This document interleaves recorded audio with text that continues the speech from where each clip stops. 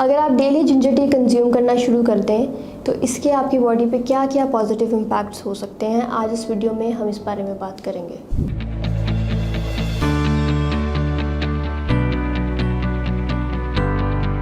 अस्सलाम वालेकुम, my name is Mahnoor and I am a clinical dietitian.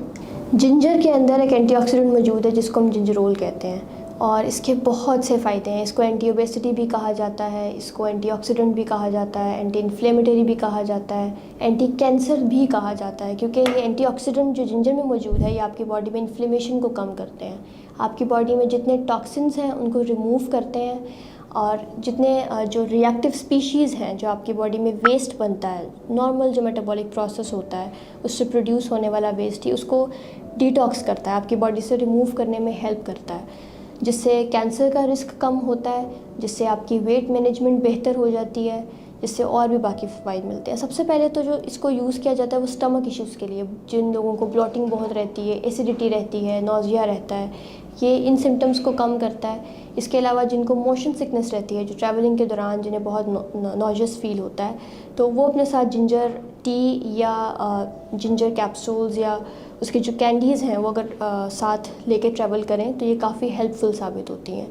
इसके अलावा जिंजर को वेट मैनेजमेंट के लिए भी यूज़ किया जाता है। डायरेक्टली तो जिंजर वज़न कम नहीं करता, आपको ऑब्वियसली कैलोरी डेफिसिट डाइट लेनी पड़ती है हाई फाइबर हाई प्रोटीन के साथ,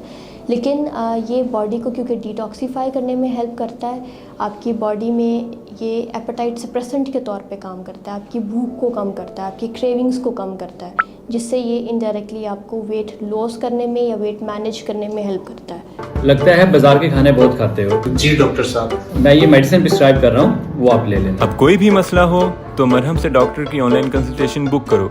क्योंकि डॉक्टर से बात होगी अब घर पर। इसके अलावा क्योंकि जिंजर में एंटीऑक्सीडेंट्स मौजूद हैं तो ये आपको इन्फेक्शन से भी बचाएगा, आपके इम्यून सिस्टम को बूस्ट देता है, उसको सपोर्ट करता है। अगर आप जिंजर के साथ थोड़ा लेमन और टर्मरिक का इस्तेमाल करें तो वो एक जो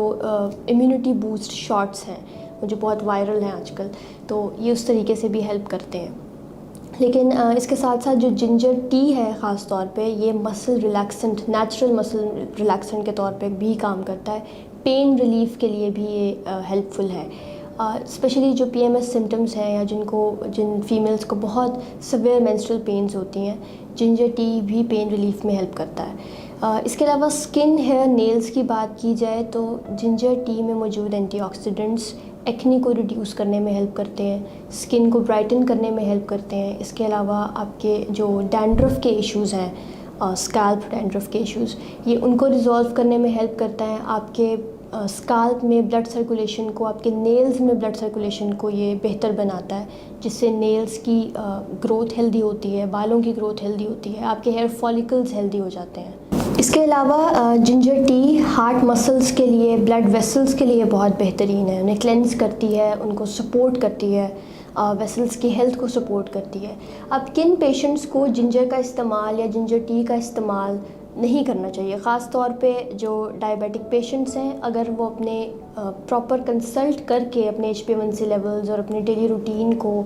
डिस्कस करके ऐड करना चाहते हैं तो वो कर सकते हैं, लेकिन उसके लिए कंसल्टेशन ज़रूरी है, क्योंकि जिंजर टी एकदम से आपके शुगर लेवल्स को ड्रॉप कर सकती है। इसके अलावा जिन लोगों को एसिड रिफ्लक्स का इशू रहता है या जिन लोगों को स्टमक अल्सर्स रहते हैं, उनके लिए जिंजर सूटेबल नहीं है, ये इन मसाइल को मज़ीद वर्स कर सकता है। अगर इस वीडियो से रिलेटेड आपका कोई भी सवाल है तो आप कमेंट सेक्शन में पूछ सकते हैं, या इसके अलावा आप मरहम के ऐप के थ्रू मेरे साथ अपनी कंसल्टेशन बुक करवा सकते हैं।